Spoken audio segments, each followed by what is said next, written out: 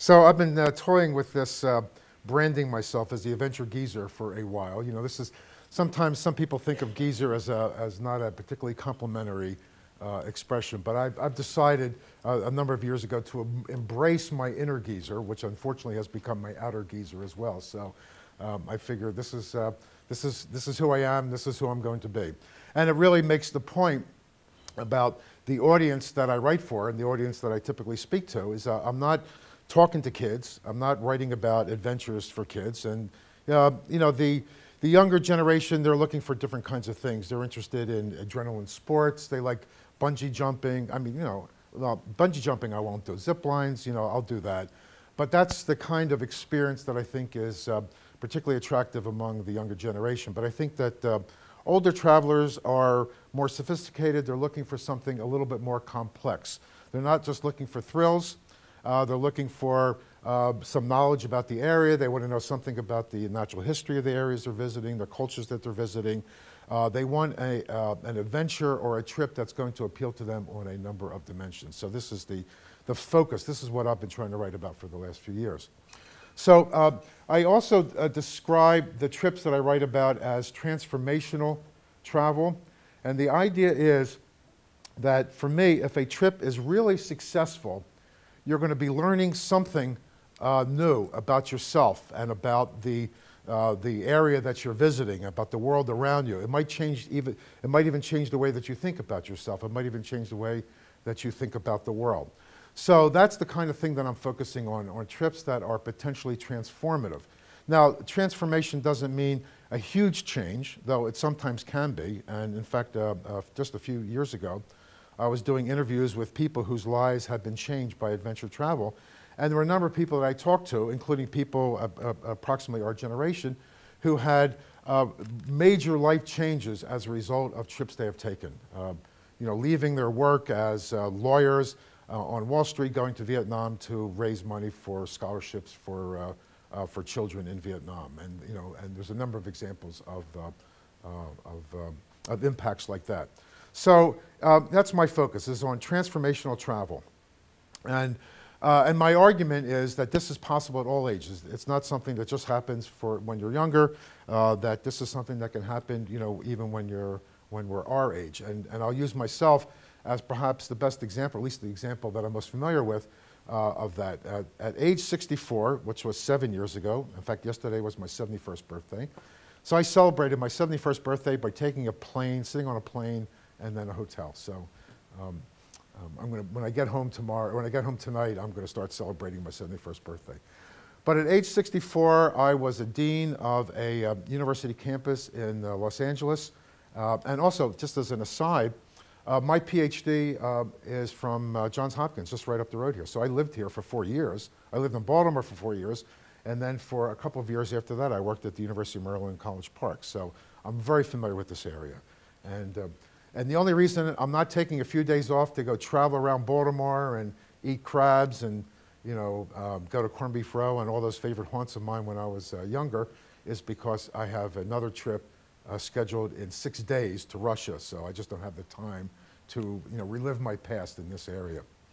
But in any case, so I was an academic for 35 years, and through a series of events, which I could explain to you later on if you're interested in hearing, I dropped it all. I mean, this was a rather abrupt change, and I left my job and I started becoming a travel writer.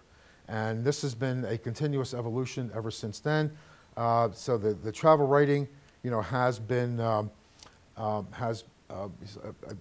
I've been evolving how I think about the travel writing, but even more important, doing speaking now and also doing business consulting. I used to do business consulting before, but I have a different focus now. I use adventure travel as a metaphor for the kind of consulting that I do. Again, if you're interested, I can talk more about that later. So what I'm going to do in the next 45 minutes is tell you about several trips that vary in location. They're all over the world. I've hit on every continent and two on one continent. They vary widely in terms of location, the kinds of activities that are involved in the trip, the level of difficulty, and the level of effort required. So some of these trips may be a little bit beyond the pale for some of us, but I think that most of the trips are the kinds of trips that all of us can do, and many of you would probably be able to do all of the trips. And at the end of the presentation, I'm also going to provide tips for travel, tips on how to choose, how to prepare for, and how to manage the trips that you take so that they are truly, potentially transformative, or at the very least fun. You know, just because a trip is significant and has a profound impact doesn't mean it can't be fun. What I find is the trips that have the greatest impact on me are the ones that I have the most fun on. So let me start with the first trip here. Oh, there we go. There we go. So how many people have been to Laos? Okay, that's good. Oh, you've been to Laos? 1 day. 1 day. Well, my first trip to Laos was 1 day also. Where'd you go? Did you go to Luang Prabang or the capital, Vientiane? We were actually on the Mekong and we just went over and visited a family. Uh-huh. They were still watching. Oh yeah, right, exactly. Okay, and actually, Laos is pronounced Lao by the Lao people. So if I say Lao, you'll know that this is what I'm talking about, and this is actually the correct pronunciation, you know, of the country. So I consider this to be the undiscovered gem of Southeast Asia. It's less well known and less visited than the other countries in Southeast Asia, which includes Thailand, Vietnam, Cambodia, Myanmar now. And all those countries, Thailand, of course, is very popular. Vietnam is increasingly popular. Cambodia is, you know, especially Angkor Wat. And now that things have changed politically in Myanmar, you know, this is becoming a very popular destination as well. But because Laos is landlocked, which means there are no beach resorts, and this is the main attraction, I think, for Western tourists, are those luxurious, comfortable beach resorts that you find in southern Thailand and in Vietnam and even in Cambodia. So because there aren't any beach resorts in Laos, it doesn't experience as many travelers as it might otherwise get. So as a result, Laos is very undeveloped and unspoiled, especially when compared with the other countries in Southeast Asia. But this is not going to be for long, because the last time I was there, there were industrialists from China and Thailand who are looking to develop particularly the hydroelectric power in Laos. It's a mountainous country, there's a lot of rivers, so there's talk, there's actually more than talk, there's actually plans to dam up some of the tributaries to the Mekong and possibly even the Mekong itself. So it's very possible that in a few years, Laos will not be so unspoiled. So my advice is, if you're interested in this country, you should go as soon as possible. Now, what are the attractions of Laos? Well, one attraction is it's beautiful. You know, I think Southeast Asia in general is pretty beautiful, but I think Laos is the most beautiful country in Southeast Asia. There's mountains, there's jungle, there's the Mekong River, which is big and beautiful and mysterious. There's very graceful cities. Laos was a French colony for a long time, and as a result, the cities were built with broad boulevards, tree-covered, you know, boulevards. So it's a kind of city that you can sort of wander around in. Or excuse me, the country that has cities that you can wander around in and walk around in. There's cafes all over the place. It's really a very easy place to explore. The people are very friendly, and perhaps most important of all, Laos is very inexpensive. Southeast Asia in general is pretty inexpensive compared to Europe and Africa and other places, but I think that even in among Southeast Asia, Laos is even more inexpensive than most others.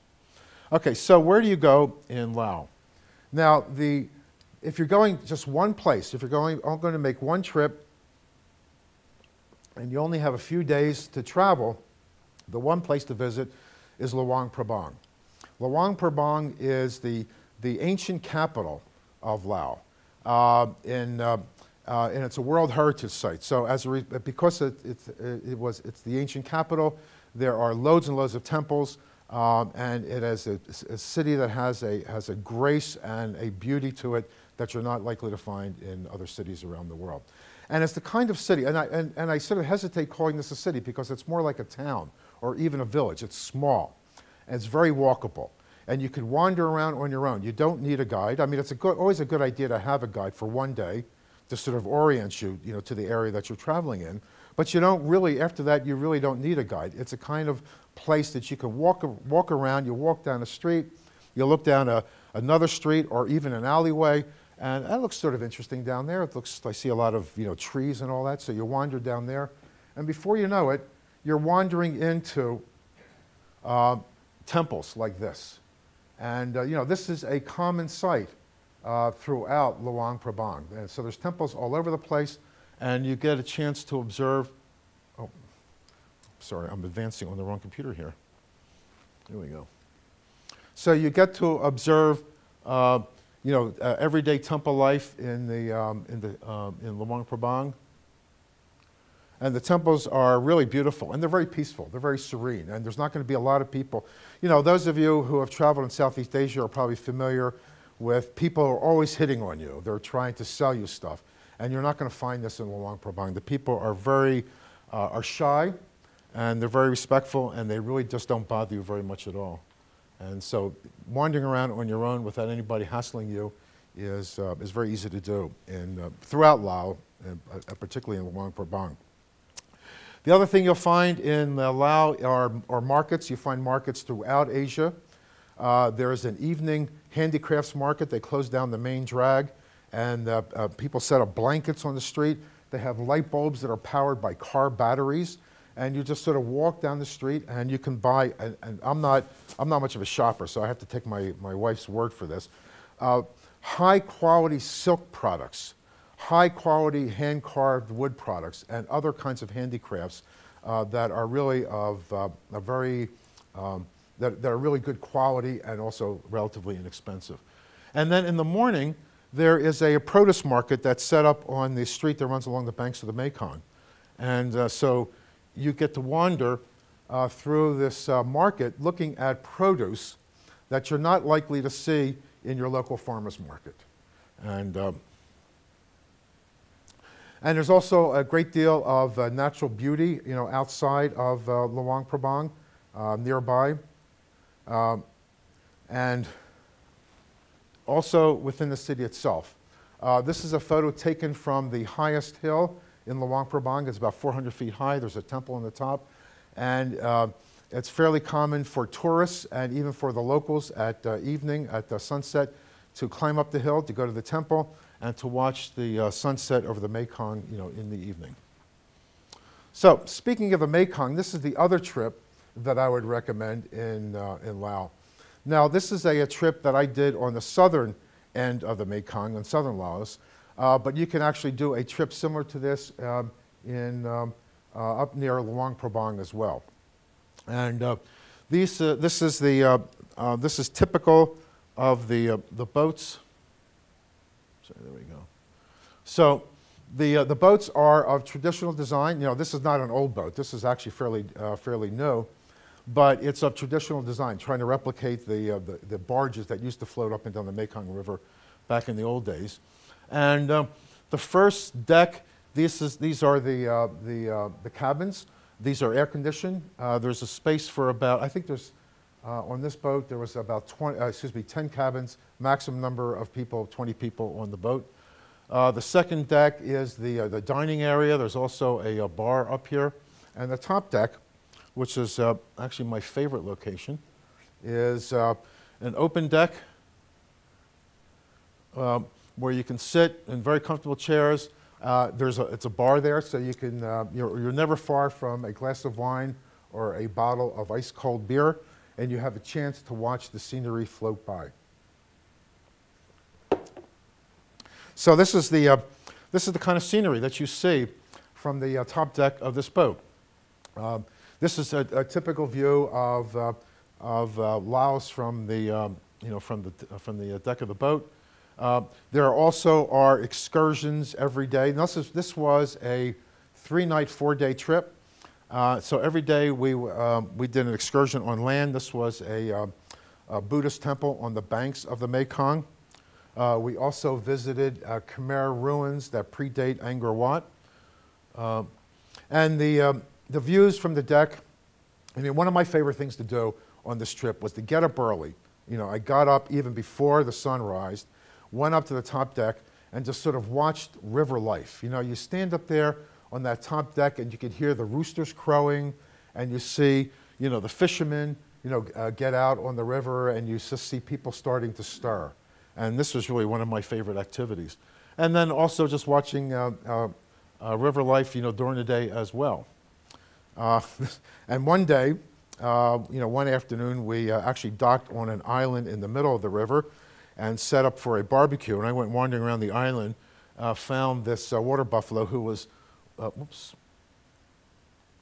wallowing in, I'm sorry, my fingers are a little bit fat here. He was wallowing in this pool of water there. And as I got closer and closer to take his picture, I guess at some point he got a little bit irritated at me and stood up and started acting a little bit threatening, so I sort of backed off rather quickly. And the water is actually quite clean. Now, it's not clear. You know, this is basically muddy water because it's fed by a lot of silt, you know, runoff from the farmers' plots on the side of the river. Farmers' plots that are fertilized naturally rather than with chemicals. But there's no major factories along the river, and the cities themselves are very small, so there's no sewage, no significant sewage being dumped in the river. The Mekong's a big river, so it's very safe to you know, to swim, you know, in the Mekong. Okay, next trip. And actually, I was talking about this trip with I forgot your name. Susan. Yeah. So, how many other people have been to India? Okay. And my guess is that you did the what they call the Golden Triangle, Delhi, Agra, where the Taj Mahal is, and Jaipur. I assume is that okay. And you went south too? You went north. Okay. And my guess is, if your experience is similar to mine, after several days of touring the cities, you're a little bit frazzled, right? Was that no? You didn't have that experience? Okay. You try to stay away from the city. The cities are fascinating. I mean, I think India is the most interesting country I have ever been to, but it's not the easiest to go to. I mean, it's very, in the cities, it's real, you know, there's the movie, what's it, Marigold Hotel? And I remember the street scene, you know, where they're walking down the street, and it's somewhat sanitized. You know, it looked like sort of like managed chaos. But I know those streets, and what they don't show you, well, first of all, the smells, which are really overpowering. They don't show you the deposits of cow dung, you know, all over the street, and also some human, you know. So it's really, you know, after several days of touring in the major cities of India, there's a good possibility you're going to be a little bit stressed. You may not sleep all that well. You may be a little bit frazzled. So, as a respite from the chaos of India's cities, the tiger reserves in central India are just a fantastic change of pace. And you can get to them fairly easily. The two that I visited, Kanha and Bandhavgarh. Kanha has the largest number of tigers of all the reserves in India. And Bandhavgarh, which is a much smaller park, has the largest concentration. Now, I've heard stories from many other people who've been to India and did a day, you know, in the tiger reserves. So, first of all, it requires more than a day because the chances aren't great on any single day that you'll see tigers. But to maximize your chances of actually seeing tigers, Bandhavgarh is probably your best bet because of the high concentration of tigers. And the percentage of successful sightings in Bandhavgarh are something like about 90%. 90% of the people who visit Bandhavgarh will actually see tigers and actually have some fairly dramatic tiger sightings, which I'll describe in a moment. And Kanha and Bandhavgarh are only a day's drive from each other, so it's possible, you know, to hit both national parks. So, I should be pointing there, right? So, you know, after several days of touring in the cities, being a little bit frazzled, being a little bit stressed, coming to the national parks, it's like, you know, literally and figuratively, it's a breath of fresh air. I remember just driving into the park, and I just felt all this stress and tension of my travels in the cities just sort of melting away. And to me, it was like a big surprise that in a country like India that we associate with these teeming cities, that you find such natural beauty and such serenity, you know, all over the place. And this was my experience, you know, throughout the trip in in these national parks. So it's great natural beauty, and also lots of wildlife in addition to the tigers. There's at least 4 different kinds of deer that you'll see. Those are swamp deer. This is a spotted deer, another spotted deer. This is what's called a sambor, which is a rather large deer. And there is a 4th kind of deer, which for the life of me, I cannot remember what it is. I'll have to go look it up when I get home. Also, this is an Indian bison. And birds, if any of you are birders. Now, I'm not a birder, but I can recognize when I see some pretty, colorful birds. And I've been told by friends of mine and people who I met on this trip who are birders that these tiger reserve has some of the best birding, in the world. Pardon me? Yeah. That one I know, actually. That's probably the only one that I know. And monkeys. Now, these are some of my favorite photos. Can you see that? That's a mother with her baby. And, they just sat still. And I was able, animals don't usually stand still for very long. And I have lots of pictures of blurry pictures of animals from various places that I've been. But they actually sat still long enough for me to actually get some fairly, dramatic photos. But it was tigers that we were there to see. For the first 3 days in Kana, we didn't see any tigers. And we're starting to get a little bit concerned. I mean, I'm enjoying myself, and I kept on telling myself, well, I don't really need to see tigers because, I'm having a great time. It's beautiful, I'm relaxed, I'm enjoying this. But, after a while, he said, yes, we really do want to see tigers. And the manager of the lodges that we were visiting was very anxious for me to see tigers as well because I'm writing an article about it. Now, how do you write an article about tiger reserves of India without seeing any tigers? I mean, you can write that article, but it may not be as much fun. In any case, this is our next to last day. All the game drives are early in the morning, like at sunrise. In fact, you wait outside the park gates even before sunrise, and it's cold. You're wrapped up in blankets and you got hot water bottles. So it's early in the morning and also late in the afternoon. Those are when the game drives are. And the game drives are in these vehicles called gypsy jeeps. These are small jeeps that have an open back, 2 benches across where a maximum of maybe 6 people can sit. Now, what we were assured, now we're saying, well, we're sitting out in the open, in these jeeps, and we've got tigers. Isn't this dangerous? And we were assured that as long as we're in the jeep, the tiger doesn't distinguish us from the jeep, and therefore sees us as being sort of inedible, I would imagine. But as soon as you got out of the jeep, then things would change. In fact, you were not allowed out of the jeep except at some designated spots in the park where there were toilets. So you did stay in the jeep. And so this is our next to last morning. We get up early, we drive out, and within a few minutes of getting into the park, we hear there's alarm sounds. The monkeys and the deer make these noises that the guides can recognize. These are sounds that they make when they're warning each other that there's a tiger in the area. So we stop and we wait silently. And then this tiger, a female tiger, a relatively large female tiger, emerges from the edge of the forest here and walks across the meadow. And I managed to get that shot before she disappeared back into the forest on the other side of the meadow. And then our driver and our guides move our Jeep up maybe about 100 yards. And because they're anticipating, they know, they've been through this before, and they suspect that the tiger is going to be crossing the road, in a minute or two, and we'll get a great shot, of the tiger. So we move about 100 yards up the road, and then the guide sort of pokes me in the elbow, pokes me with his elbow in the ribs, and points to the side, and about 15 feet away is a tiger, sitting there crouching in the bush.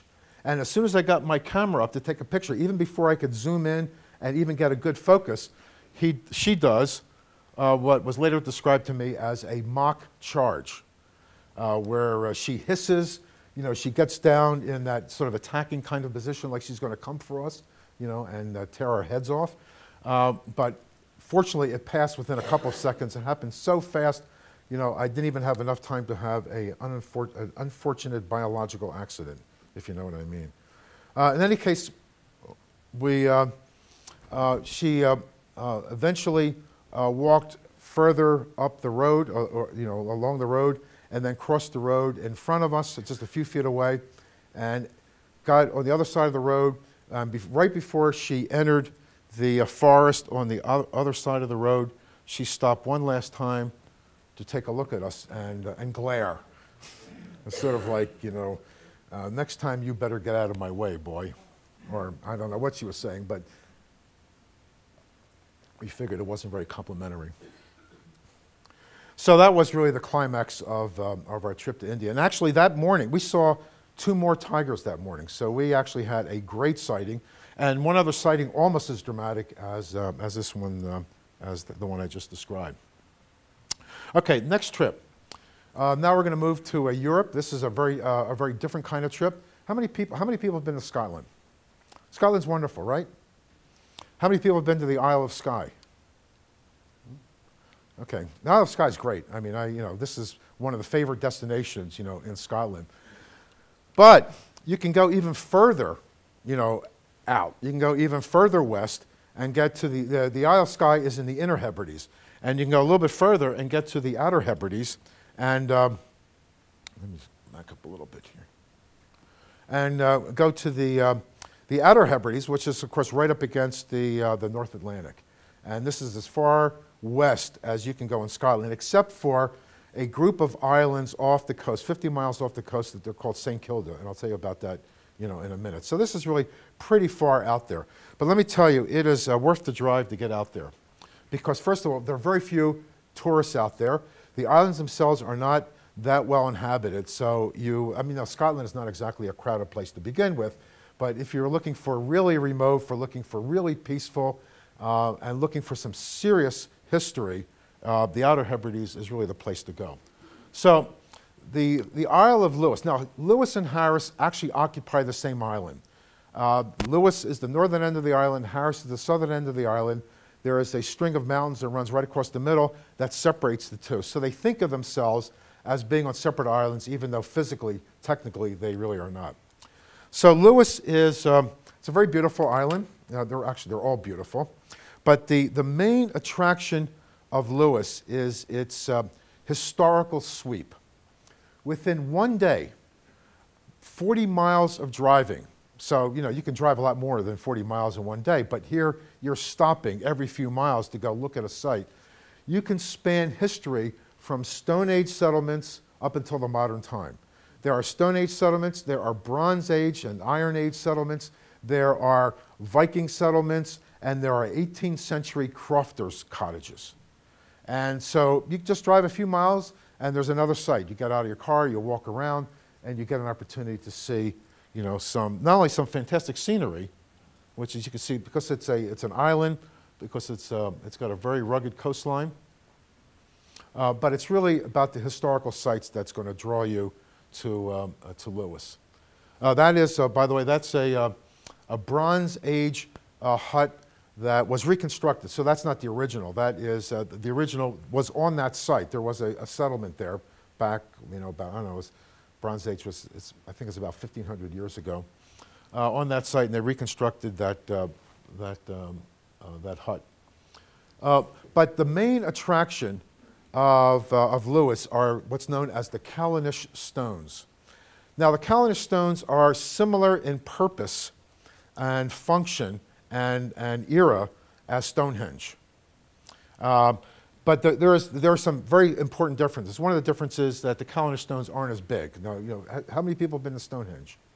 So Stonehenge is massive. Now, let me ask you, you are not able to walk through Stonehenge, right? I mean, you're able to walk through? Oh, it's part of it, like a special tour that you got or something? Or? Oh. Was this years ago, or was this recently? Probably 20 years ago. Oh, yeah, 20 years ago. Yeah, a number of years ago, you were actually able to walk through Stonehenge. What I've been told is that more recently, they now have a fence around it, and you cannot actually get into the site anymore. You just have to look at it from a few yards away. It's not that far. Well, in Callanish, There's no such restriction. Now, I'm not sure that's going to stay like that forever, but at least for the moment, you could wander around these stones. It's not as big. I think the tallest stone is maybe about 15 feet high, so it's not quite as big. But the setting, the combination of the setting and the stones and the fact that there's hardly anybody else around is a very atmospheric, creates a very evocative experience. And with just a little bit of imagination, you could stand amidst those stones and look around, and you could almost believe it's 2,000 or more years ago, and you're a druid, and you're getting ready for some kind of ceremony, on these stones, because that's the purpose of Stonehenge and the purpose of Callanish is they're astronomical observatories, and they also did religious ceremonies as well associated with those sites. So it is a very eerie and moving and beautiful experience. Now, the big difference, as I pointed out, between Callanish and Stonehenge is that you can wander around Callanish where you can't wander around Stonehenge. And the other big difference is, you look at those pictures, there's not a person in any of these pictures, right? Now, there are people there. Maybe when we were there were maybe half a dozen other people, and we were there for about 2 hours. So maybe over the space of 2 hours, maybe there was a dozen people who ended up showing up. So you get a very different kind of experience wandering through a druid, a Stone Age druid site pretty much on your own, as opposed to standing among, in a huge crowd looking at Stonehenge. So I don't mean to make light of Stonehenge. Stonehenge is incredible, but if you get the opportunity, head out to the Isle of Lewis to experience the Callanish stones. Now, Harris is very different. Harris doesn't have the historical sites that Lewis does, but in my mind, to me, Harris is even more dramatically beautiful than Lewis. And this is a view from the breakfast room of the bed and breakfast that we were staying at. And this is the kind of accommodations. This is where you stay. You can camp, but I assume you're sort of like me, and camping these days is only things that I only do that when I absolutely have to. If I can stay in a place that has a private bathroom and an opportunity to stay dry and warm during the night, I'll usually opt for that. So there are loads of bed and breakfasts, in Harris and Lewis, and this is pretty much, where you end up staying. So, and it rains a lot in Scotland, even in the summer when you're more likely to visit the Outer Hebrides. And so there's a good possibility you're going to be walking around and you're going to get wet. You wear rain shells, you wear rain pants and gaiters if you got them, but you're probably going to get wet at some point. But getting wet is not so bad if you have a bed and breakfast to go back to where you can change into dry clothes, sit by a fire and drink, a dram or two of the best single malt whiskey I've ever had in my life. So, you're not roughing it, when you're going to the Hebrides. So these are, again, I think extremely dramatic views. Again, this is another view from our breakfast room. And then you just drive around, and that's actually the biggest challenge in the Hebrides is driving around, because you're not driving on the wrong side of the road, because the roads are one-lane roads. And so you quickly learn, or if you don't quickly learn, you're going to have an accident.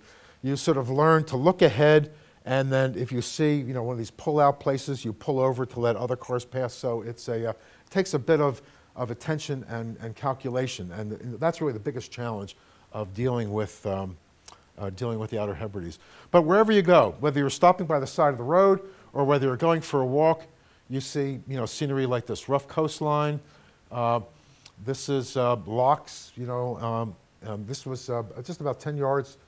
We parked the car, just walked 10 yards in, and took those pictures. And as I said, this is from a hike that we did.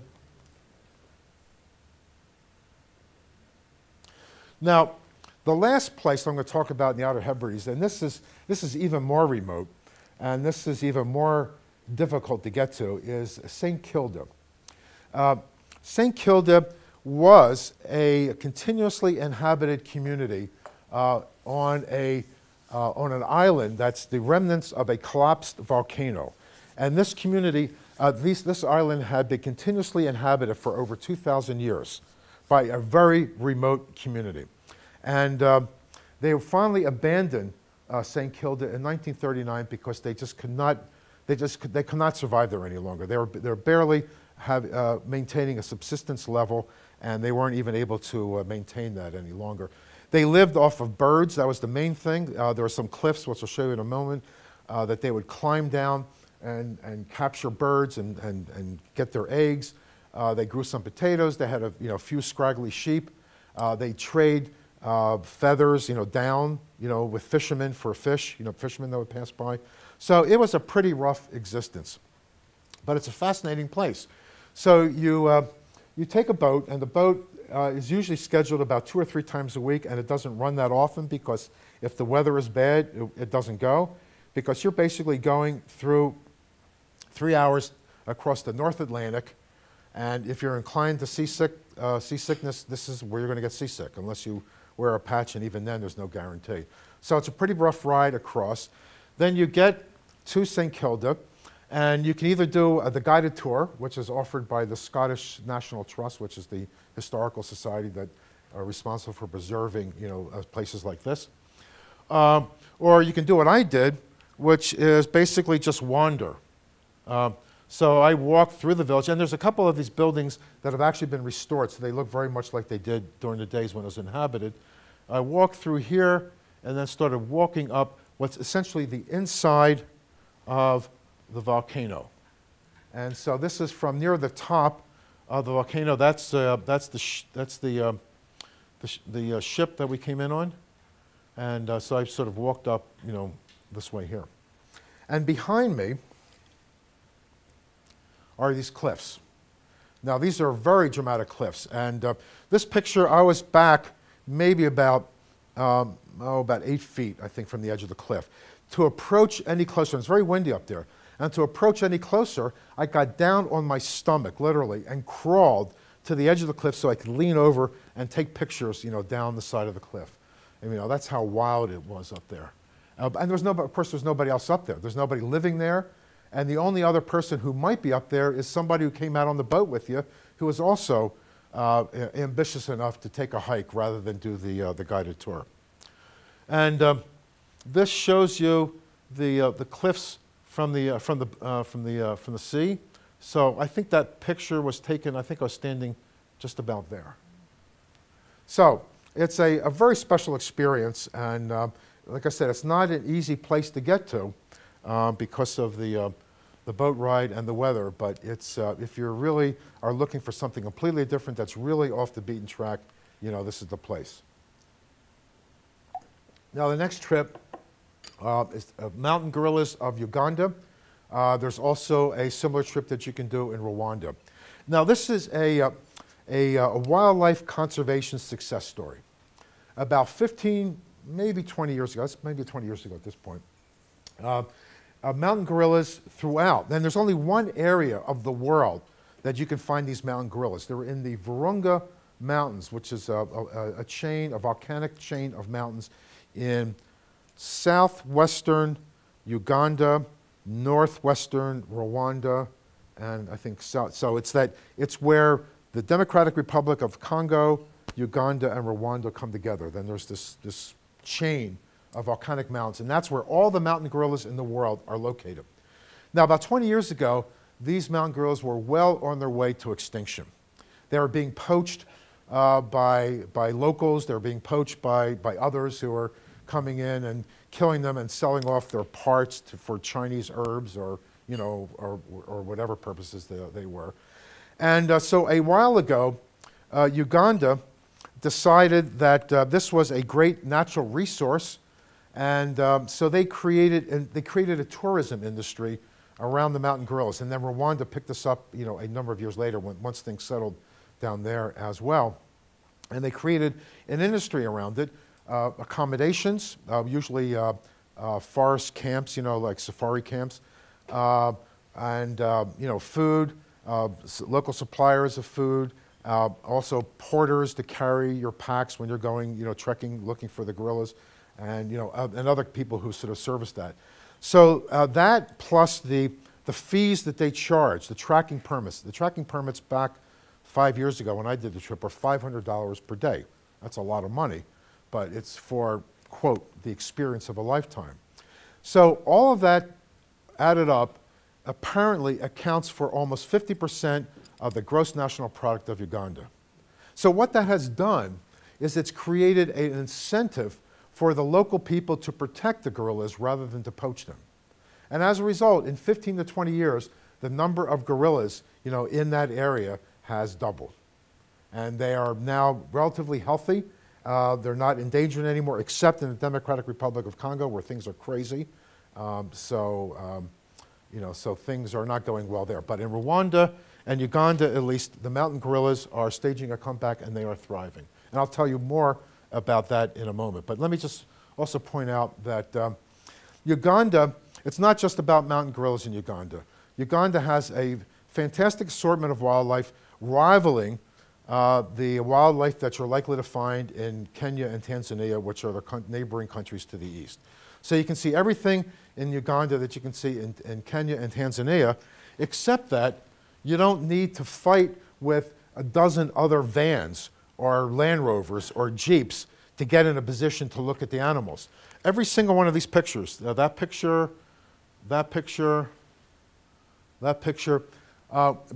every single one of those pictures that I took, we were the only vehicle, at that spot actually taking pictures, of those animals. There was nobody else around.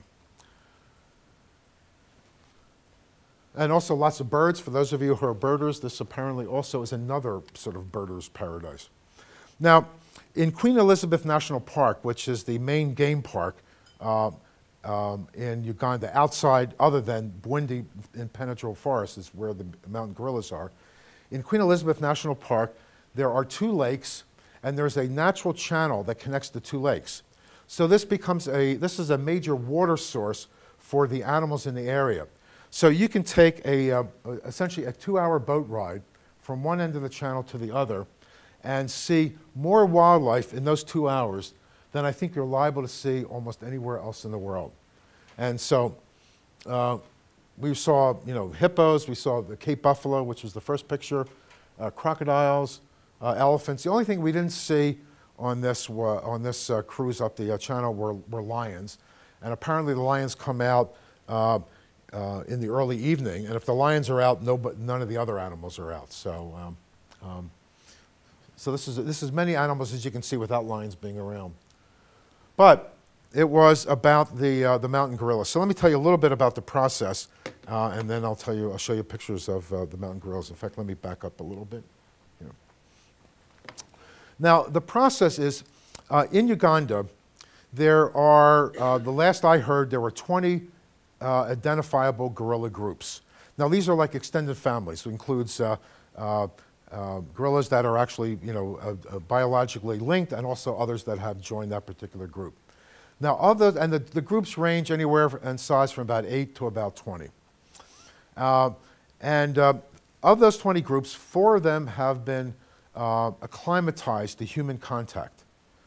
So in other words, they're used to seeing humans. They don't get freaked out by humans. They're comfortable with humans in their presence. Otherwise, you're taking some risks if you run into, a gorilla group that is not used to humans. And of the 4, one of them is a research group. So basically, there are 3 groups of gorillas that you're able to go see. So you show up in the morning. You get assigned to one of 3 groups, maximum of 8 tourists per group. You have a couple of lead trackers. You have porters who will carry your packs. You don't really need to hire a porter to carry your pack, but it's a way of helping to support, the local economy. And also, some of the trails get to be pretty rough. And what actually ends up happening is that the porters will get behind you, put their hands on your butt, and push you up on a particularly muddy section of the trail, or get on the other side and sort of drag you up. So they actually are pretty helpful. And even earlier in the morning, a bunch of lead trackers have gone out into the forest to find out where the gorillas or the gorilla groups are, because they move around, and then they radio back to the tracker who's leading your group, tells them where the gorillas are, and then you go off. So you start on a trail, and if you're lucky, you'll get to see the gorillas. It'll take you maybe about 45 minutes to get to the gorillas, maybe even as little as 20 to 30 minutes. But it also can take you as long as a whole day. I've heard stories about people hiking for 8 hours to go find these gorillas. But I think that's the exception. Most of the time, it's within an hour or two that you actually get to the spot where the gorillas are. So you start out walking up a trail, well-defined trail, it's not too difficult, but at some point, you're directed off the trail through the jungle, through the forest, and there's no trails there. And so, you've got vines trying to grab you by the ankles as you're making your way through all this brush. And sometimes you're actually down on all fours, scurrying around, trying to make some headway. But then, and this is by surprise. I mean, I'm scurrying around. I'm on all fours. There's vines. It's really a bit of a pain in the butt. And then all of a sudden, I stop, and there is this guy, this silverback. This is probably the boss silverback. This is the guy who's in charge of this group of about 20 gorillas. He's standing there, giving me a glare. Now, you'll note that this picture is a little bit out of focus. I could say that it happened so fast I didn't get a chance to focus, but it's also very possible that my hand was shaking so much when I was taking this picture that may be the reason why it's somewhat out of focus. In any case, I settled down. The gorillas moved off about 100 yards to a meadow, which made it a lot easier to observe them. So for an hour, you're allowed 1 hour. Once you make contact with the gorillas, you're allowed 1 hour in their presence. The rule is you cannot approach them within 15 or 20 feet, but if they come up to you or if they come by you, that's okay.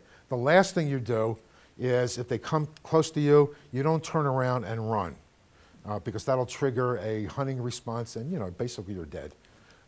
So you just, and they're, they don't do anything. I won't say they're harmless because, I think a 600-pound gorilla or 400-pound gorilla is not harmless. But as far as I know, there haven't been any, incidents in all the years they've been doing this. So you basically you have about an hour to hang around, looking at the gorillas and taking pictures of them. Sometimes I used to stop taking pictures and I just sit there and just say, I can't believe, where I am and what I'm doing. I'm in the presence and there's mountain gorillas, all over the place coming by. And at one point, I hear that.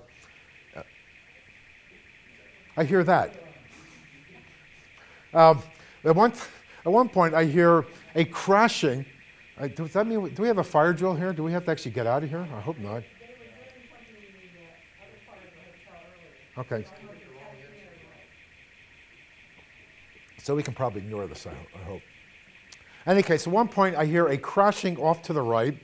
I look over, and I see this guy. This is called a blackback. The other guys that you saw were silverbacks. They're mature males, and they're like us. They're older. They have a little bit of gray, on their back. So this is a blackback. So he's a mature male, but he's not old enough for his fur to have start changing color. He comes out of the bush, and he starts walking right by me. Now I put my camera down at this point. I mean, I wanted to see rather than take pictures. And he was so close to me that I think if I had stuck my foot out, I could have tripped him. I wasn't going to do that. But this was just an idea of just how close this guy was. So, and then, of course, it's not just about the silverbacks and the blackbacks, but there's also adolescents and kids playing in the bamboo. There's a baby suckling at his mother's breast. You can. I have hundreds of pictures, and I just picked out about half a dozen for this presentation. One comment: how many people have been to Africa? Okay, so you're familiar. Safari camps are pretty comfortable. You're not really roughing it in a safari camp. So I think this is fairly typical of the kind of accommodations you'll find in most safari camps. This is a tent, yes, but it's a tent that's larger than some apartments that I've lived in. And it's on a cliff, and you could see there's a big deck out in the front, and what you can't see is that there's a watering hole just maybe about 50 yards in front of us, where we were able to sit when we weren't actually out on game drives in this particular park. We were actually able just to sit out on the deck and watch the animals come out around the around the watering hole. And all these accommodations, they all have private baths. And so it's really quite comfortable. You're not really suffering in any way if you're going to Africa. You pay a lot of money for it. I mean, Africa is probably one of the more expensive trips that you can possibly do. Okay. Now, the next trip, that's a relief. The next trip, now this is a trip that is perhaps a little bit more physically challenging than most of the other trips that I've talked about, and actually this one and the next one are probably the two most physically challenging trips that I'm going to be describing today. How many people have gone sea kayaking? I love sea kayaking. I switched, I started maybe about 10 years ago. I started switching. I used to go backpacking, and it just got increasingly more difficult. My knees aren't so good. My back's not so good. It's a lot of work. It's a real lot of work. And I started going sea kayaking. Actually, started about 20 years ago, and I try and do a trip every year. And I find it to be the most relaxing outdoor activity that I can do, an activity that still requires a fair amount of physical exertion. So there's no stress on your knees, or very little stress on your knees. You have to hold your legs in a fixed position for a couple hours at a time, so that can be a little bit uncomfortable. And and if you have trouble with your back, it might not be all that comfortable sitting in the kayak for any extended period of time. But it's not terrible.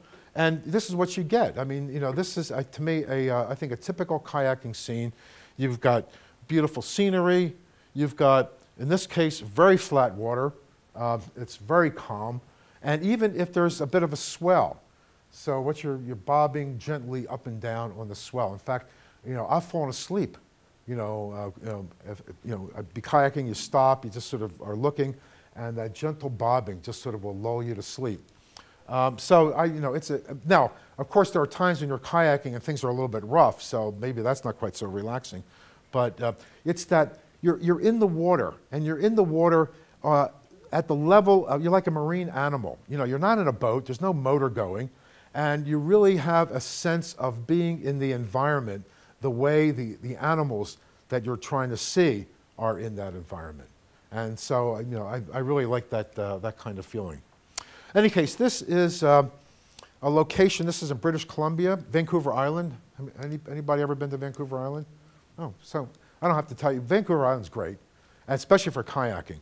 And on the eastern side of Vancouver Island, this is the inner side, opposite the mainland of British Columbia.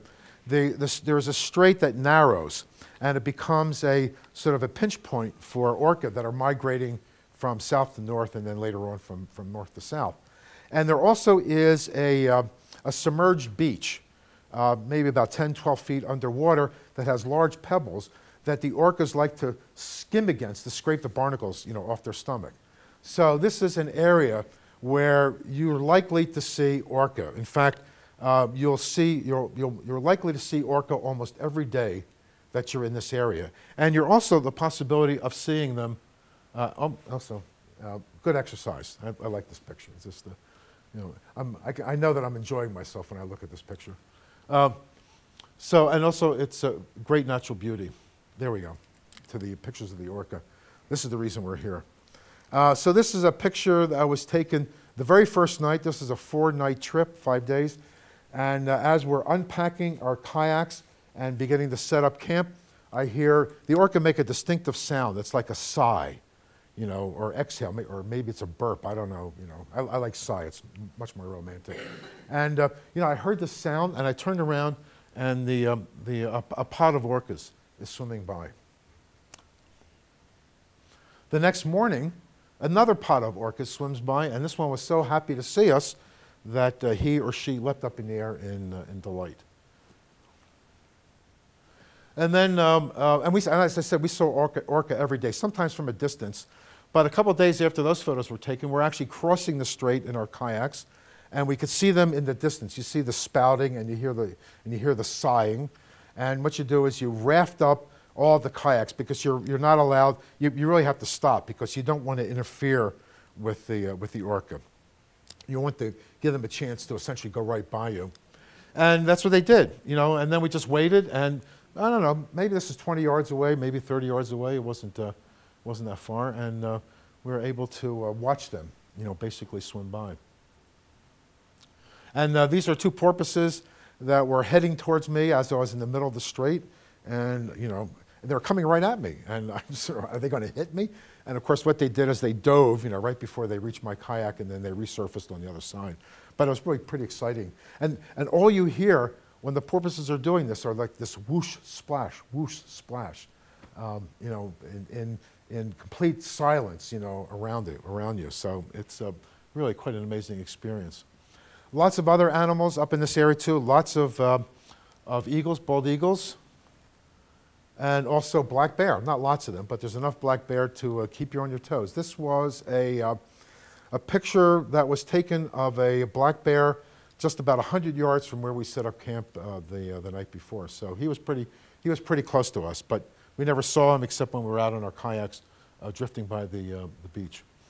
And just to give you a preview, if you're interested in this trip, this is one of the things that you would have to be able to adjust to, and that is sleeping in a tent, sleeping in a sleeping bag. It's on a platform, you got pretty thick air mattresses.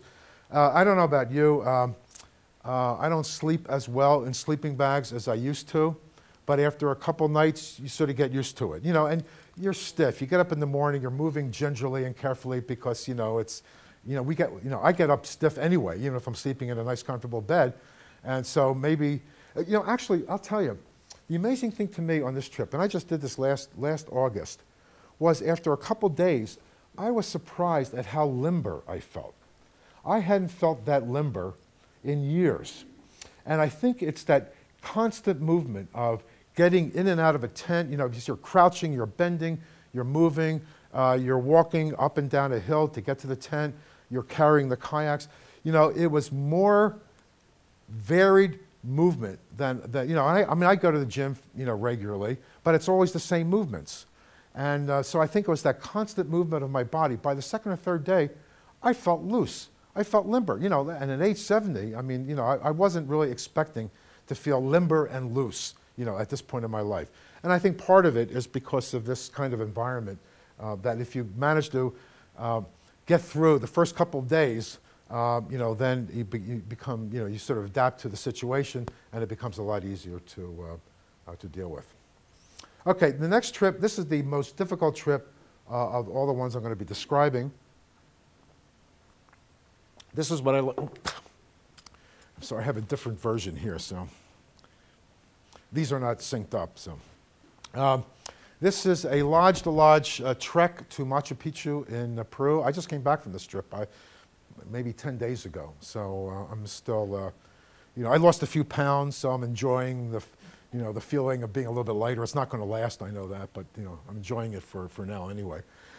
I like to describe this trip as the adult version of the Inca Trail.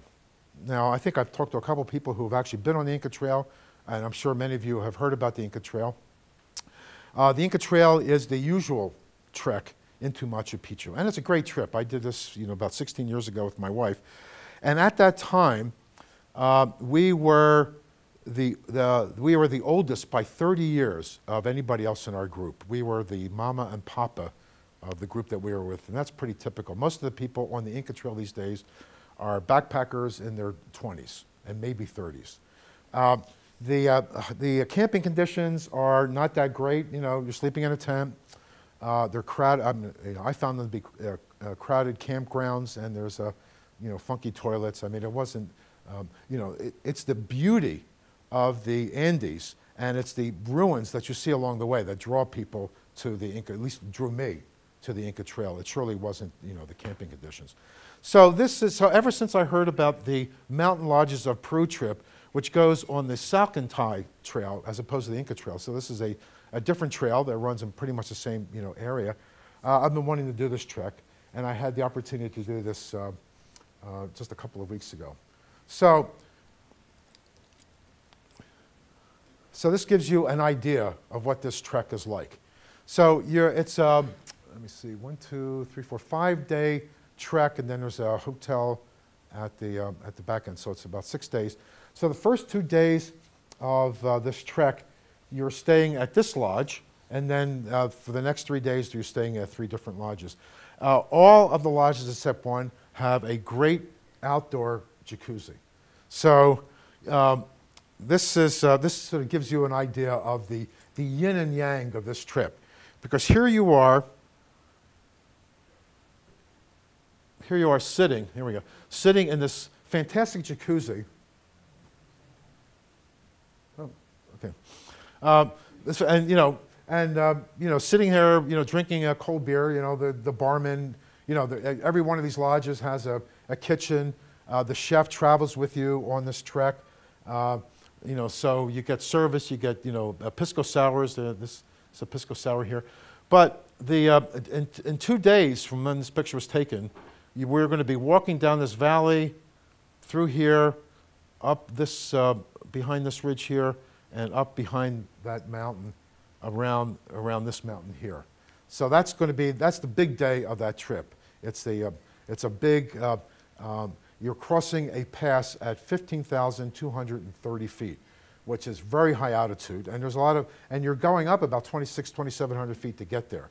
So this really requires being in very good shape. There is an alternative. You can ride a horse.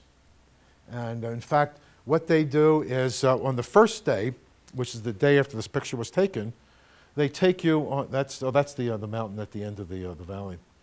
They take you on a hike up to a lake above the lodge and back again. They call it an acclimatization hike to try and get you used to the altitude. But really what it is they're checking you out.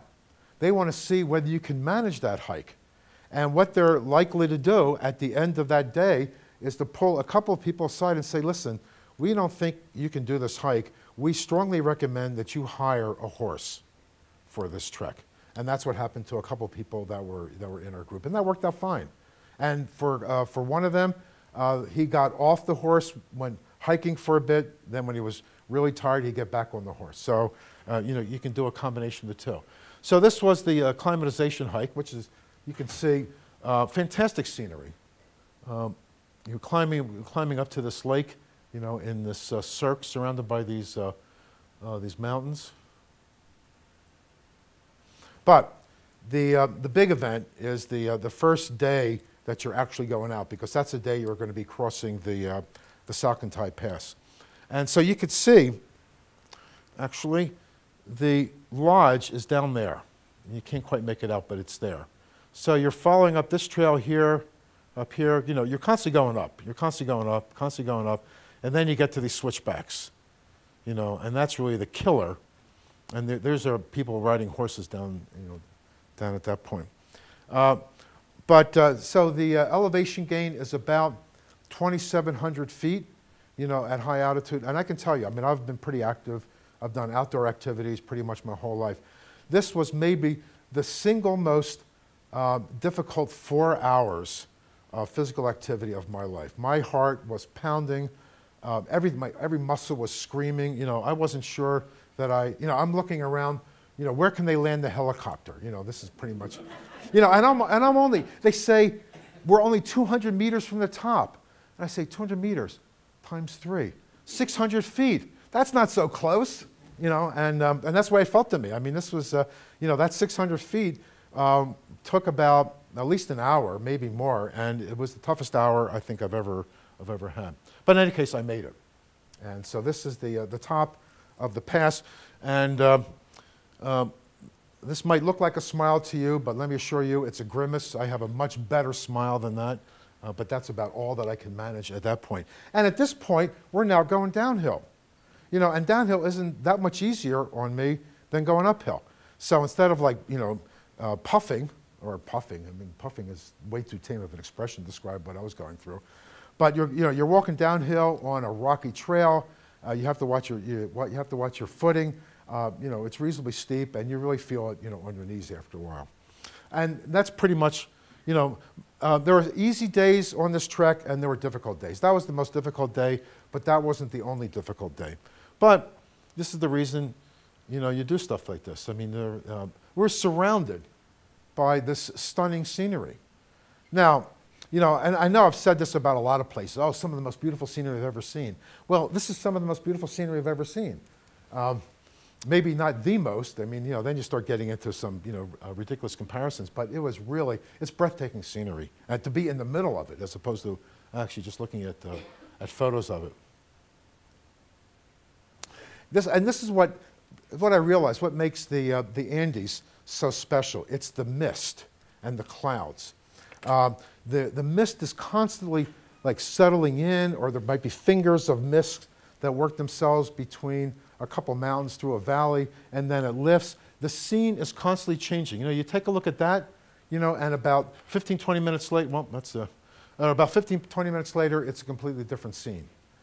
So it's just never, the variety of the views just never ceases. But it's not just about the views. I mean, there are some spectacular flowers. There is a orchid forest adjoining one of the lodges, and we had a chance to go walking through the forest and taking pictures of these special orchids.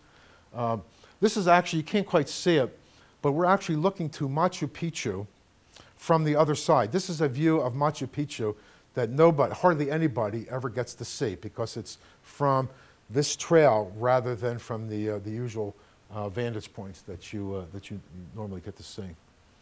Some more orchids.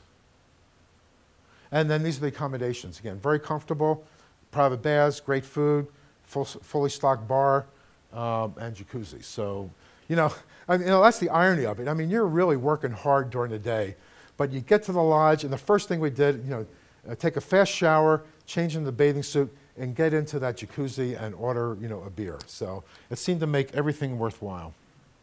Now, oh, and that's a picture of one of the lodges, so it does give you an idea of what these lodges look like. But it's Machu Picchu. So this trek doesn't actually take you to Machu Picchu. It takes you to a train station that's the last stop on the train that goes to Machu Picchu. So you get on the train and you go back in the other direction towards Cusco, and it's like just one stop away, maybe about 20, 25 minutes, you know, on the train. You get into Aguas Caliente, which is at the bottom of the hill. You stay in this trek here, the Mountain Lodges of Peru. You stay at the Inca Terra Hotel in Aguas Caliente, which has been rated one of the top hotels in the world by a number of different magazines, and I would reinforce that. It was a great place to stay. And then the next morning, you get on the bus and you go up and you visit Machu Picchu. And if you're smart, you get up as early as you possibly can and get on the 6 o'clock bus, because that's when the buses start running, so that you can get up there before the crowds descend on Machu Picchu. So you have an opportunity to wander around and take pictures of Machu Picchu like this. Now, there are some people, you know, in these pictures. Actually, it's hard to see, but there are, but not very many. And Machu Picchu is, I think, maybe the single most stunning man-made wonder, you know, that I've ever seen. I've been there twice, and it never loses its appeal. Okay, this is the next to last trip. This one is actually quite easy. So this is a bit of change of pace from Peru, from the Salcantay Trail. South Australia. Now this is an area. The way you get to South Australia is you fly to Adelaide. So Adelaide is sort of the heart, you know, the capital of South Australia. And there's actually two places that I'm going to talk about in South Australia. So you land in Adelaide, and you go north about an hour, maybe 2 hours. I don't remember exactly how long it was, but it's very, very close. And you get to the Barossa Valley. Now, is that name familiar to anybody here? Are there any like wine experts here? Yeah, the Barossa Valley, I've been told, I'm not really a wine expert, but my wife is, and the Barossa Valley is known for very, very fine wines. And that's what the Barossa Valley is. It's the Napa Valley of Australia. Except for my money, it's better than Napa Valley because it's not crowded. So this picture, for me, captures the essence of the Barossa Valley. You've got food, great food, fantastic food. You got great wine, and you got nice views. And then here's another picture it gives you. So it's that same kind of countryside that you're likely to see, I guess, in other wine-growing regions. You know, France, you know, California, sort of rolling hills, very, very pretty. But the main attraction is the wine and the food. So you're gonna live quite well in the Barossa Valley. But Kangaroo Island was really the destination that I was really most interested in. So if you go south from Adelaide, you know, I think it's about an hour and a half drive. Catch a ferry, take you over to Kangaroo Island, or you can fly, you know, directly to Kangaroo Island. So it's relatively easy to get to, though not cheap. Nothing in Australia is cheap. So this is, to me, the biggest challenge of Australia is the expense. You know, things have been going very well in Australia in recent years. Prices are sky high. The Australian dollar used to be very favorable compared to the American dollar, not so much anymore. So I don't want to discourage anybody from going to Australia. I think Australia is great. Otherwise, I wouldn't be talking about it. But I do need to warn you that it's going to cost you a bit of money. In any case, Kangaroo Island is very pretty, and there's hardly any people there. It's a big island. There's not that many inhabitants, and there's not that many tourists, you know, touring around. This is actually, there's not that many not that many roads in Kangaroo Island, and this is I won't call it a major highway. It's not a major highway, but it is, you know, it is the only road that's connecting one point and another, and this is the middle of the afternoon. So, as you can see, this is not exactly rush hour in Los Angeles. And then you have a great coastline. It is an island, so there's a coastline all around. There are beaches that are covered with seals. There's also sea lions on some of the beaches, and also penguins that you can see as well. But it was really about, you know, kangaroos. Now, this is not like the lions in India. You don't have to like hope that you're going to get to see kangaroos. You can't avoid seeing kangaroos. In fact, if you're not careful, you're going to see them when you don't want to see them, like when you're driving your car at dusk or early in the morning. In fact, that's the biggest problem is hitting kangaroos while you're driving in the dark. And so, you know, they're all over the place. You can just get off the side of the road, go walking through a forest, and actually see them in sort of a more natural kind of habitat rather than sprawled on the road. Now, this is where I stayed one night. Unfortunately, only one night in this place. This is maybe, in my mind, in my opinion, maybe the best place I've ever stayed in my life. This is called Southern Ocean Lodge. It's on the cliffs overlooking the Southern Ocean. Southern Ocean, and next stop is Antarctica. And actually, there we go. I think in this picture, you can't make it out, but that's where the lodge is. So you can see this lodge is built to blend in with the environment, and there's no other development around. This is the only development that got permission to build. This is like a nature reserve, and they're the only ones who got permission to actually build, you know, this lodge in this location. And it's beautiful, you know, so you can walk along the cliffs, and again, you have the cliffs to yourself. They're the only people who you're going to find on those cliffs are other people who are staying, you know, at the lodge. And this was actually one of my favorite activities, is just sitting in my room on the sofa. You know, every room has a sofa as well as a bed. And it's walled in, the whole wall is glass, even the bathroom. You know, so you're taking a shower and you're looking out at the scenery. You know, you're in the toilet, you're looking out at the scenery. And there's complete privacy. There's nobody out there, so, you know, you can do all those things without fear of anybody actually spying on you. But this is how, you know, this is how I wanted to spend my time. Some of my time anyway was just sitting in my room, my feet propped up, just looking at the ocean and listening to the sounds of the waves crashing on the rocks, you know, below. Now, let me tell you, I mean, I was told that the price of this room, and this wasn't the high-end room, you know, in this place, was $1,000 a night per person. So it's pretty pricey, but that includes all meals, includes all alcohol, includes whatever excursions you want to do. They'll take you to go see kangaroos, they'll take you to go see seals, you can go walking on the cliffs, you know, all of that is included, you know, in that price. But, you know, that's a bit pricey. Speaking of pricey, the last trip I'm going to talk about is Antarctica. This is maybe my most favorite destination in the entire world. I think I may have said that about a couple other places, so sometimes I lose track. But this is really it. I actually did the expedition cruise in November, and There's another way to get to Antarctica, which I'll also describe in a couple of minutes, flying into Antarctica from Chile, from Punta Arenas, Chile. The expedition cruises leave from Ushuaia, Argentina. They also leave from destinations in New Zealand and South Africa as well. But for those of us in North America, the best place to go is to Ushuaia, which is the southern tip of Argentina, the southern tip pretty much of South America. You get on a boat, not a big boat, not a big cruise ship. This is an expedition cruise. In fact, my advice is to not go. There are some bigger ships that actually do go to Antarctica, but you don't want to be on a ship that's too big because you're not able to get into the places that the small ships can get into.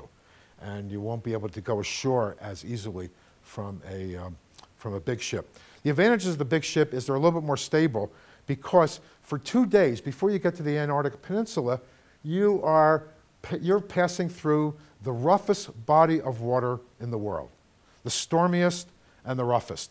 And the ship that we were on, for those 2 days, it was like this. You know, what do they call it? Sea surf. Sea surf, you know. And it was like that for 2 full days. I don't get seasick that easily. I wore a patch, I had no problem. The only problem I had was bouncing off the walls, you know, in my stateroom. In fact, taking a shower, well, forget it. You don't take a shower, and you're sure as hell not going to shave, you know, if you're smart, while this is going on. But you know, it's pretty rough, and a lot of people did get sick. But the reward is, and now I hope I haven't overstated this, my superlatives, but I think that this is the most beautiful scenery, you know, in the world. I mean, it's an otherworldly place. There's no place else on Earth like it. You know, what I find is I've been to Antarctica twice. Now, what I find is that when I tell people about Antarctica, or I say, hey, I'm going to Antarctica, 2 out of 3 people I talk to will go, oh, yeah, why? Why are you going there? And 1 out of 3 will get glassy eyes. Oh, yeah? So there's something that resonates with certain people. And as a psychologist, I'm actually still trying to figure out what that is. And I think there's something about that otherworldliness, there is the remoteness. In the article that I just wrote about this trip, I talk about it's really the only place that I really believe in the infinite. You know, that you have a sense that there is something that extends, you know, to infinity, you know, outside the confines of my own head. And so Antarctica is that kind of place for certain kinds of people. So in any case, it's a spectacular scenery. So this is a typical scenery from the ship. And then if you're on the right ship, you have what are called Zodiac excursions. We were in the Zodiac at least twice a day, sometimes more. And sometimes you cruise around in the Zodiac so that you can get up closer to these icebergs, and you can actually get to examine them somewhat more closely. And then if that's not enough, on many of the ships you have an opportunity to go kayaking for a couple of hours.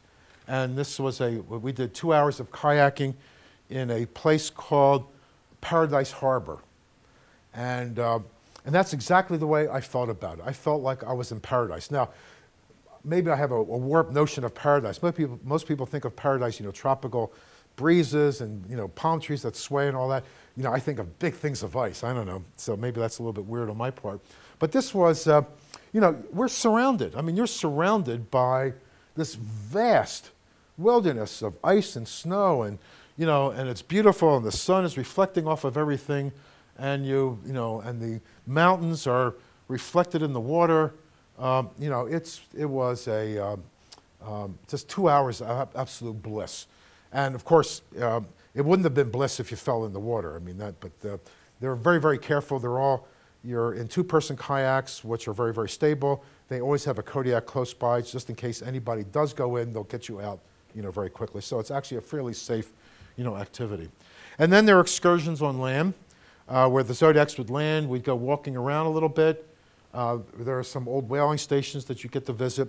But the most important thing for most people are the penguins in the penguin colonies.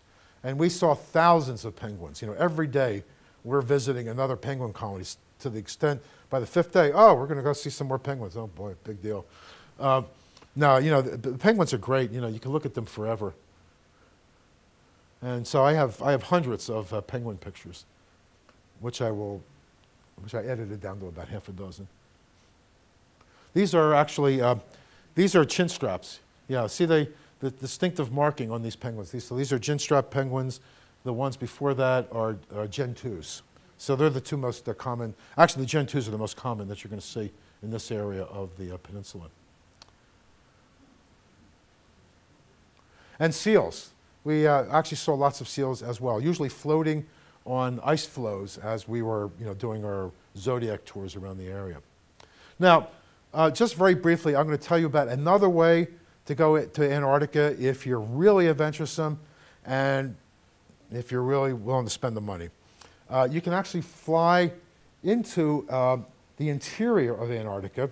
Now, I had it listed here as Patriot Hills Camp, but I've been told that they've actually moved the camp, so it's no longer in Patriot Hills. I don't know the new location. But basically, you fly in from Punta Arenas, Chile, on a Russian cargo plane. So they got passenger seats sort of, you know, bolted into the fuselage. So, you know, you sit up here, and all the gear, you know, is here. And so you land on the interior. And I have to tell you how this landing happens. It's, you can't see anything because there's no windows. This is a cargo plane. So you're sitting there, and you know that you're coming in for a landing, but you have no idea whether you're you know, 1,000 feet up or 10 feet up. And then all of a sudden you hit, and it's what's called a natural ice airstrip. There's no, you know, nobody's made an airstrip there. It's a piece of ice that is kept clear of snow by the winds coming down out of the hills, these hills back here. Most of the time. Sometimes it doesn't happen, and they have to cancel the flights. But and also they don't use any brakes. So you land, you know, you hit, and then you're bouncing and bouncing and bouncing, and it takes actually a couple minutes before the plane will actually come to a halt. And the way that the pilot, it's all Russian crew, you know. And it's sort of a stereotypical Russian crew, you know, the red noses from drinking too much vodka. At least, you know, that was my imagination. I was just hoping they weren't drinking vodka while they were flying. But the way in which the pilot is able to find the strip is that there is a person at one end and a person at the other end with mirrors, and they're flashing the mirrors in the eyes of the pilot. So the pilot lines up the two mirrors, and that's where he knows, you know, to land this plane. So it's really, you know, the adventure begins when you get on the plane. And then this is where you stay. This is the camp. My tent, I think my tent was about there. This is the dining tent, and this is the urinal. And then what I'm not showing you is the ice toilet. So you could sort of use your imagination to figure that out. So, you know, like I said, it's pretty rustic. And this trip, when I took it in 2002, it was about $14,500. Now it's up to about $17,000. And that does not include going to the South Pole. If you want to go to the South Pole, it's another $10,000 more. So their insurance costs are very high. That's one of the reasons for this trip. Pardon me? Is that flying or with dogs?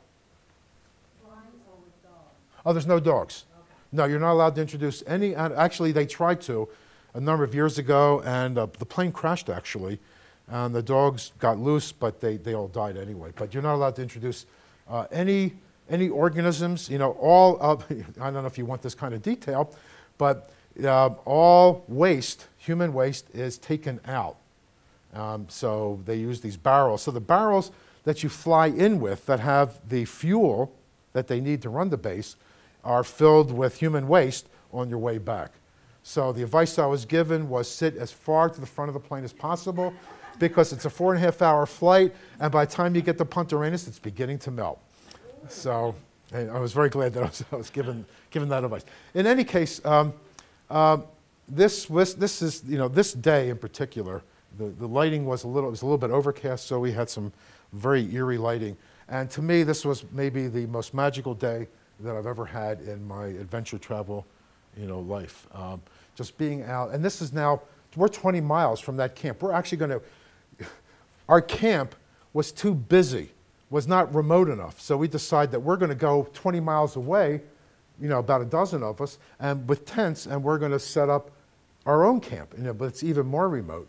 And so this is what we were doing. So we are as remote as I have ever been in my life, and possibly we are as remote as anybody on Earth at that moment. But in any case, these are pictures that I took when we were out there, and if you're looking for otherworldly, this is obviously it. So, all right, those are the trips. Now let me give you some tips that if you can follow these tips, nothing's guaranteed, so I can't ensure transformative experiences, but at least it will increase your possibilities of having a very fulfilling, trip. And so the first thing, and this is probably the most important, get a realistic preview of the demands of the trip. Now this is the most important. Brochures are great, and what the tour operators want you to do, they want you to sign up, because it means money.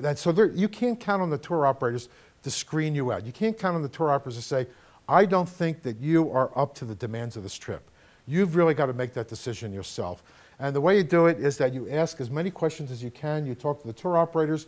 You talk to guides if they'll put you in contact. If they won't put you in contact with guides, forget that company. Or talk to other people who have taken the trip to get specifics. So a description like easy, moderate, or challenging is really not all that helpful. In what way is it challenging? High altitude, rough roads, rough trails, camping, rough accommodations. You really need to know those details. And then once you get that information, then you can make the decision whether this trip is for you or not. And then I strongly advise, especially for a trip that is physically challenging, is that you get to the gym and you hire a personal trainer. And you tell that trainer, hopefully you hire a good personal trainer, you tell that trainer what this trip is going to be like, what you're training for, and have that trainer put together a program. And if you can do it, try to give yourself a good 3 months, if not more, for the more challenging trips. This is maybe the second most important advice I can give you is get emergency evacuation insurance and get the right insurance. Look at the details of these policies and make sure that it's a insurance that can get you wherever you are and will take you to not the nearest medical center, but the nearest medical center that is able to treat your situation.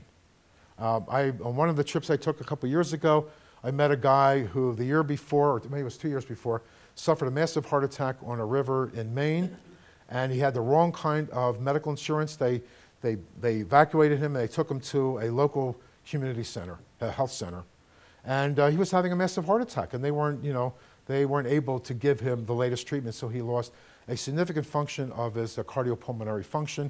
And the trip that I was on with him, he said, this is the last trip of this sort that I can do, because he just wasn't up to it anymore. And if he had the right kind of insurance that took him to a hospital in a major city, for example, he might have done a hell of a lot better. Buy and bring custom earplugs. I got these before going to India, and it cost about $125. India, Southeast Asia. If you're in Southeast Asia on a Saturday night, chances are there's going to be a wedding. And even if that wedding isn't that close to you, you're going to hear it. And it's going to last all night long. So if you want to get a good night's sleep, you need something like this. If you're in the cities in India, I have trouble sleeping with noise. So if you're at all noise sensitive, custom earplugs are a must to travel with. A headlamp. How many people have a headlamp? Do you know what? Now, the reason I use the headlamps, you're in a hotel room or B&B or even camping, and you get up in the middle of the night, and if I'm traveling with my wife, I don't want to wake my wife up, so I'm not going to turn the room light on. So use the headlamp to get around. But the most important thing for me for the headlamp is I get jet lag. I mean, I don't. When I travel, it takes me a few days before I start sleeping, normally. And to me, there's nothing worse than waking up at 2 a.m., you know, in a foreign country, in an unfamiliar hotel room. It's pitch dark, and you can't get back to sleep again because your body is telling you it's 7 a.m., time to get up. And so what are you going to do? You're going to lie there for 4 or 5 hours until the sun comes up. Or what I do is I put my headlamp on, I get the book. I always make sure I have a book that I'm really involved in. I get it out, and I'll sit and read for a couple hours. I might get sleepy, then actually fall back to sleep. And also walking poles if you're going to be doing any hiking at all. And also, I recommend wear what I'm wearing. Now, I'm not going to give you this. I'm just going to, but I'm sure many of you probably have this kind of gear. It's lightweight travel gear you can get at REI or what's this? LL Bean, Magellan. You know, any store that specializes in travel and outdoor will sell this stuff. It's lightweight. If it gets wet, it dries quickly. If you need to wash it at night, you know, you wash it in the sink, you hang it up by morning, it's completely dry. The pants can be zipped off, so you can convert a pair of long pants into shorts. And maybe even more important is to be able to convert your shorts back into long pants when you're going to visit a temple, you know, or a cathedral. So it's very versatile and very comfortable, and also good walking shoes. You need to have good walking shoes. In fact, just this past Sunday in the New York Times travel section, there was an article on shoes that they recommend for walking around in cities. These are shoes that are recommended by guides who lead trips in cities. Try, and this can be difficult because, you know, these trips can be very busy, but if you can, try to find time just to sit by yourself and just think about, you know, your day. Think about the experiences you've had. Reflect on it. And if you're so inclined, keep a journal or notes. That's a way to reinforce your memories. And the memories will stick around longer if you've actually written them down. And later on, you can always go back, you know, to your notes to refresh your memory about what it was that you experienced. Related to that, edit your photos as soon after the trip as possible. If you don't do it soon, you'll probably never get around to it. I have boxes of photos from trips I've taken years ago that I've just never gotten around to. And you know, without organizing them, without putting them in a photo album, it's almost like the photos of that trip, they're not lost, but they're just not easily accessible. And I sort of regret that I wasn't more conscientious back then. And then sort of related to that, if you're so inclined, you know, write a story. Whether it's for you, for your grandkids, you know, if you blog, you know, that's always a good way to do it. Or even if you want to write a story and submit it to your local newspaper, see if you can get it published.